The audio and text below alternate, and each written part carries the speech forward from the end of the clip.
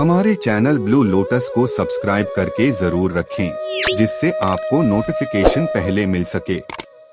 तो चलिए आज की कहानी सुनते हैं। हिरण और एक शिकारी की कहानी।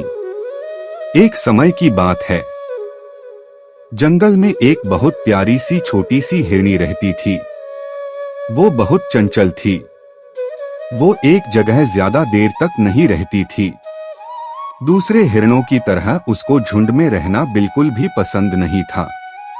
इसी कारण वो सारा दिन इधर उधर घूमती रहती थी। एक दिन वो हिरनी घूमते फिरते नदी किनारे आ पहुंची।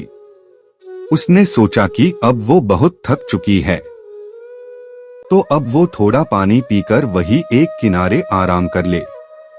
तभी एक शिकारी से झाड़ियों के पीछे से छिपकर उस हिरन को देख लिया। जैसे ही हिरनी ने शिकारी को देखा, वो बहुत बुरी तरह से डर गई थी।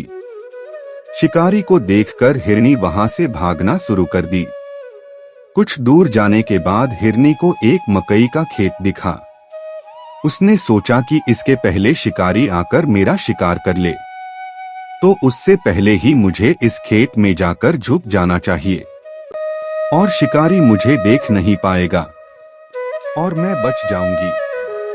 और इतना कहकर हिरण मकई के पौधों के खेत में जा छुपी थी। मकई का पौधों काफी घना था, जिसके कारण हिरनी वहां आराम से जाकर छुपी हुई थी। शिकारी ने उसे बहुत खोजा पर वो नहीं मिली। बहुत देर तक खोजने के बाद हिरनी नहीं मिली, तो वो शिकारी बहुत थक चुका था। हिरनी ने सोचा कि अब वो बच जाएगी, और उसने सोचा कि अब तक तो शिकारी भी चला गया होगा। हिरनी बड़े आराम से मकई के पत्तों को खाने लगी। खेत में से आवाज सुनकर शिकारी समझ गया कि हिरनी इसी खेत में छुपी हुई है। शिकारी बिना वक्त गवाए हिरनी की तरफ अपना बाण चला दिया, और वो बाण सीधा जाकर हिरनी को लगा। हिरनी ने सोचा कि जिसने मुझे शिकारी से छिपने के लिए जगह दी, जिसने मुझे सहारा दिया, उसी को मैं खाने लगी।